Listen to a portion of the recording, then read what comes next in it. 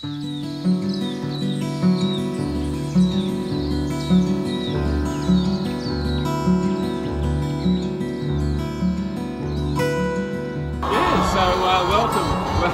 to where it all happens. And as you can see, the first thing that you see is what you hear. It's just noise. Birds are always at this audible level of, well, I don't know whether it's contentment or happiness, but if the birds are not like this, there's a problem. Laying birds. In a cage system, they're always happy to see you. So when you come in, they want to interact with you. They can't run away from you. But when they're first placed in the cage, they're very frightened and often very spooky. So working with your birds is really important. And if I was to just open the cage door, and with the new regulations that we currently work on, you've got to have a fully opening door. But if I grab that bird out, and to handle a bird, you always grab a wing and a drumstick. So I just put my hand in there, grab the wing and the drumstick. She's never been pulled out before, this bird, to my knowledge. And you can see how they're quite quiet. Like, she's not totally comfortable because she's never been pulled out before. But it's very easy to actually get a bird and inspect the bird if there's something wrong, or you think you've got external parasites, or not that we get them much in an environment like this because it's sealed.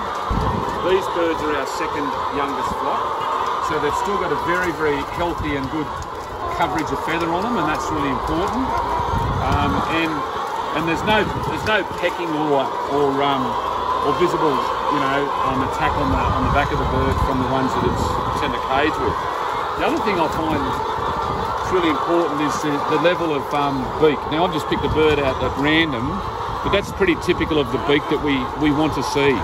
So it's just been blunted, as I was talking about yesterday, in the carousel with the beak treatment that they do. That's non-invasive, but it just gives you that blunt beak, because that bird, she will peck, scratch and flap all day.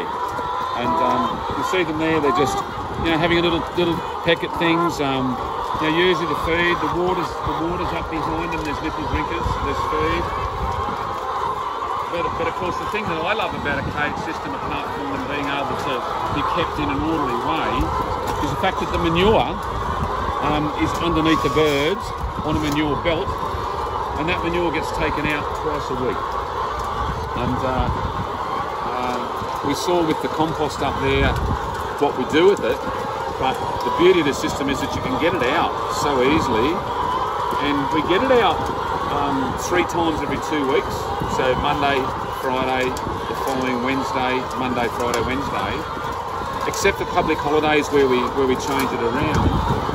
The beauty of taking it out that often is that we notice there's not a lot of fly in here.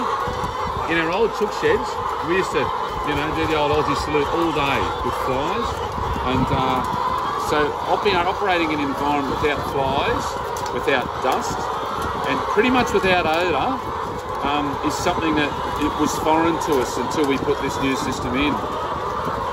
Often these things are not talked about in a cage system, and the advantages that it offers go well beyond just the birds not being able to move around freely. This is quite incredible. There's 53,000 birds in this shed. You wouldn't know it. Before we walked in the door, you couldn't hear it or smell it or get a feel for it. But once you come in, it really opens your eyes, and I think gives you an appreciation for the fact that the birds are pretty well looked after. And the other thing that I really do love about it is, you feel these eggs now, those eggs are cool. Because they're in an environment, you feel them, they're lovely and cool. How would you want your egg to be? Lovely and cool, or sitting in a nest box with a bird on it, with 20 eggs in there from the other ones that have laid, and being kept warm for probably, half the day. Worse still, you break an egg in a nest box situation, it can contaminate a whole lot of other eggs. That we would probably walk down this shed and only get 2 or 3 eggs that are broken or without a shell. But just randomly picking up the eggs, they're our premium product at the moment. So they're a 700 and 800 gram egg, and still really good shell colour. And our percentage of second qualities that we're pulling out of these birds at the moment is at a really low level. And so I guess what I'm saying is this is the most profitable phase of the birds themselves, and you know, these birds now are about 40 weeks of age. We've got 20 weeks age group between our birds, and our oldest birds that are around about 80 weeks old, have only got about 5 or 6 weeks to go before they'll be taken out, and the shed will be thoroughly clean, and then the replacement birds will be housed before they start laying.